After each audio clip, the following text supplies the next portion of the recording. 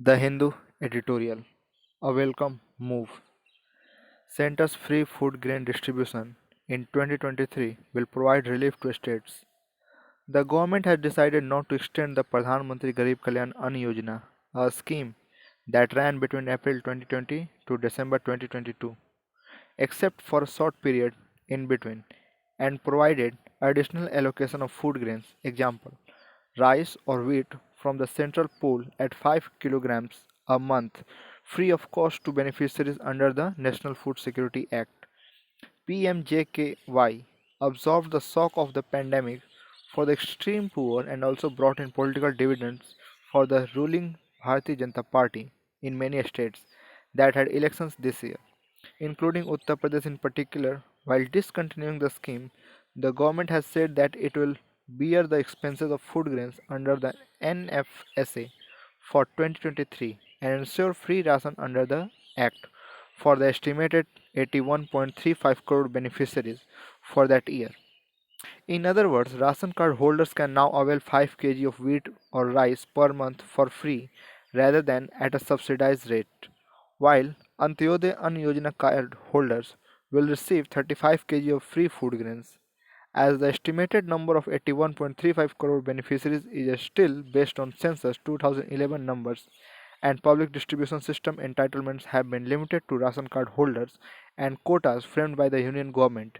Some states have gone on to expand benefits to others through the NFSA and other schemes. By taking on the burden of the expenditure for this distribution, the union government, which has estimated an additional amount of 2 lakh crore rupees for the scheme, has provided limited but welcome relief in monetary terms for states. While the expenditure numbers on food distribution and subsidy provisions seem fiscally expensive, the schemes have provided distress relief to the most needy, helped the government control its food buffer stocks better, and also reduced wastage of procured food grains at a time when procurement figures for rice and wheat by the Food Corporation of India remain high. The PDS and the PMJKY have not only enabled basic food security but have also acted as income transfers for the poor by allowing them to buy other commodities that they could not have afforded if not for the benefits. There is, of course, the question of whether targeted distribution, including the identification of priority households and the poorest of the poor, has really helped the benefits reaching the deserving with concerns about diversion of food grains. But as rights activists have argued, the more robust solution could be a universalization of the PDS, which has already worked well in a few states such as Tamil Nadu, as the scheme would be availed by anyone in need instead of a flawed targeting system. Second editorial, Big Cash Short Form. The IPL has emerged as a sporting behemoth over the years. The Indian Premier League IPL auctions have come a long way since those initial days in 2008.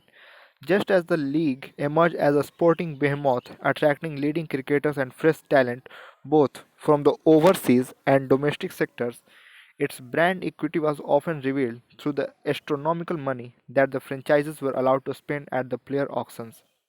The mini auction at Kochi again reiterated the robust financial underpinnings of the league, with top dollar being spent on the cricketers. The overwhelming flavor, though, was about team owners chasing all rounders, as those who offered value with both bat and ball stayed in demand. It was no surprise that England's Sam Curran was picked by Punjab Kings at 18.5 crore rupees, while Mumbai Indians jostled for a while to grab the star. Mumbai Indians settled for Australia's Cameron Green at 17.5 crore rupees. Meanwhile, Chennai Super Kings, associated with a sense of continuity through its core group led by MS Dhoni, a splurge 16.25 crore on Ben Stokes.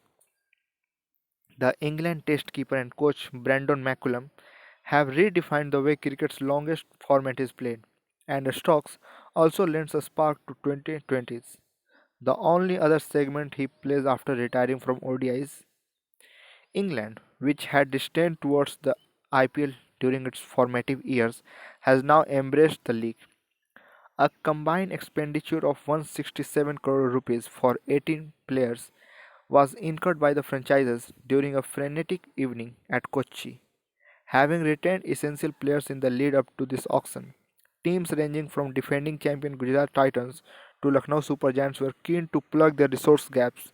Even if all rounders were the flavor, money was spent on the single skilled player too, especially batters, with the IPL set to unveil the impact player rule in the coming season, which means a super substitute could be fielded for his primarily ability.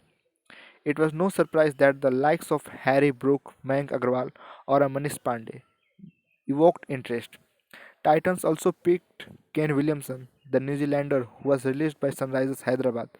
There could be captaincy sweepstakes too, and while there is speculation around Stokes being a probable successor to Dhoni at CSK, the fact that the Chennai unit went all out to retain a miffed Ravindra Jadeja well ahead of the auction adds an intriguing thread. But then Stokes does not lead England in 20 T20s, with Josh Butler doing the honours. Having coped with the COVID 19 pandemic and its logistical disruptions in the previous editions, the league's administrators are hoping that the forthcoming summer edition will be smooth even if there are fears over another wave. Thank you.